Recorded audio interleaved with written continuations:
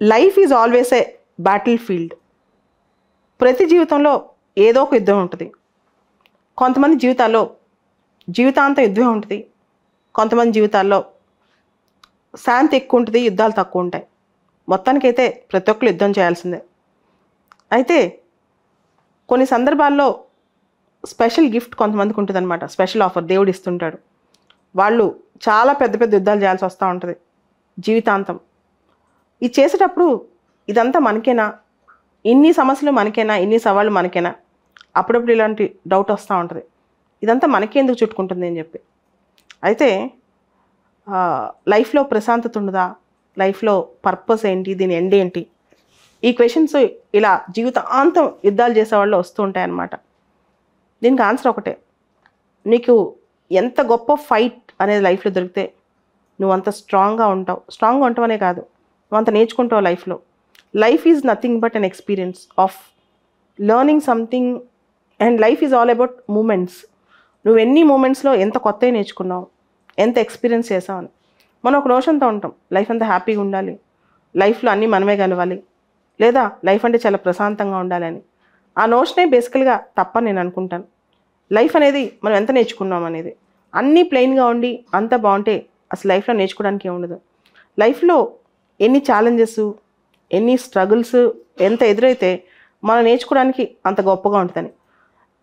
Given అంటే life ఇలానే ఉండాలి, ఒక స్టీరియో టైప్ లాగా, ఒక సెట్ ఆఫ్ థింగ్స్ ఇలానే ఉండాలి, ఇట్లాంటి ఆలోచన మనకు వస్తాయి. యాక్చువల్లీ అలా ఉంటేనే లైఫ్లో మనకి బోర్ కొట్టేస్తుంది. లైఫ్ అనేది ఎవ్రీడే ఒక ఛాలెంజ్, ఎవ్రీడే ఒక సమస్య, ఎవ్రీడే ఒక సవాలు. దాన్ని ఎలా ఎదుర్కొంటాం అనేది చాలా ఇంపార్టెంట్ అనమాట. And at the same time అవి ఎదుర్కొన్నాక అన్నీ సక్సెస్లో రావాల్సిన అవసరం లేదు. మనం వైఫల్యాల నుంచి, హ్యూమిలియేషన్ నుంచి, ఇంకా సవాళ్ళ నుంచి చాలా నేర్చుకుంటుంటాం. అంటే అన్ని సక్సెస్లో వస్తే మనం నేర్చుకుంటాం, మనం గొప్పోళ్ళు అయిపోయాం ఏమి ఉండదు. లైఫ్లో అవమానాల నుంచి నేర్చుకుంటాం, సవాళ్ళ నుంచి నేర్చుకుంటాం, చీత్కారాల నుంచి నేర్చుకుంటాం, అన్నీ నేర్చుకుంటాం. ఫైనల్గా నువ్వెంత స్ట్రాంగ్గా ఉండాలి అంటే, నువ్వు ఎంత డిటర్మైన్గా ఉండాలి అంటే, ఎన్ని వచ్చినా సరే నువ్వు చెక్కు చెదరకూడదు.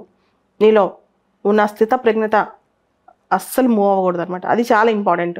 అల్టిమేట్ టెస్ట్ ఏ మనిషికైనా ఒక అల్టిమేట్ టెస్ట్, ఈ మనిషికి ఇది ఫైనల్ అనే టెస్ట్ ఏంటంటే, నువ్వు ఎంత ఎత్తైన శిఖరంలో ఉన్నావు, నువ్వు ఎంత స్ట్రాంగ్గా ఉన్నావు, ఎంత మూవ్ కాకుండా ఉన్నావు.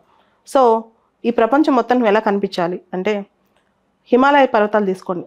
ఒక చిన్న రాయి మీద ఎక్కి హిమాలయ పర్వతాల దగ్గర నుంచి హిమాలయ పర్వతాలను చూస్తూ ఉన్నారు కొన్ని దూరం నుంచో దగ్గర నుంచో, అవి ఎంత గంభీరంగా, ఎంత పెద్దగా, ఎంత ఇన్విన్సిబుల్గా కనిపిస్తాయో, అసలు దాన్ని జయించలేమో అనిపిస్తాయో, అంత స్ట్రాంగ్గా ఒక వ్యక్తి ఉండాలి ఏ కష్టానికైనా, ఇతర ఏ వ్యక్తికైనా. ఎందుకంటే ప్రతి ఒక్కళ్ళు ముఖ్యంగా లైఫ్లో ఏదైనా స్ట్రగుల్ ఫేస్ చేసినప్పుడు మనల్ని ఇన్ఫీరియర్గా ఎవరో ఒకరు ట్రీట్ చేసి ఉండొచ్చు, సమాజం మనల్ని తక్కువగా చూసి ఉండొచ్చు, లేకపోతే ఎన్నో జరిగి ఉండొచ్చు మన లైఫ్లో.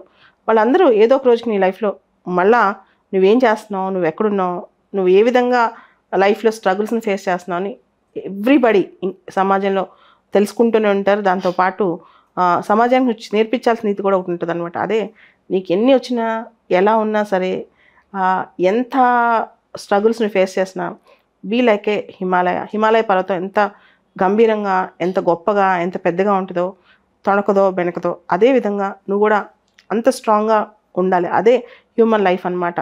సో ఇది చూస్తే కనుక మనిషికి అర్థమవుద్ది. అంటే మీడియోకర్స్ ఎలా ఉంటారు, చిన్న చిన్న వాటికి కదిలిపోవటం, చిన్న చిన్న వాటికే ఊరికే ఎమోషనల్ అయిపోవటం, లేదా చిన్న చిన్న వాటికే ఇంకా లైఫ్ చాలే అనుకోవటం, ఇవన్నీ పక్కన పెట్టేసి మనం ఏది జరిగినా సరే చివరి వరకు లైఫ్ని లీడ్ చేయడం, చాలా స్ట్రాంగ్గా లీడ్ చేయడం. సక్సెస్ వచ్చినా, ఫెయిల్యూర్ వచ్చినా, వరల్డ్లో ఇంకేది జరిగినా సరే మనం చెల్లించకుండా ఉంటాం. అది చాలా ఇంపార్టెంట్. అదే రియల్ సక్సెస్, అదే మనిషి నిజమైన టెస్ట్ అని నేను అనుకుంటాను. మిగతావన్నీ చిన్న చిన్నవి. నువ్వు ఈరోజు సే ఫర్ ఎగ్జాంపుల్ సివిల్స్ రాసావు, ఫిలిమ్స్లోనే మెయిన్స్లోనే పోయింది, నీకు రాలేదు, అయితే ఏంటి, అంటే నువ్వు ఎంత బాగా స్ట్రగుల్ చేసావు అనేది చాలా ఇంపార్టెంట్.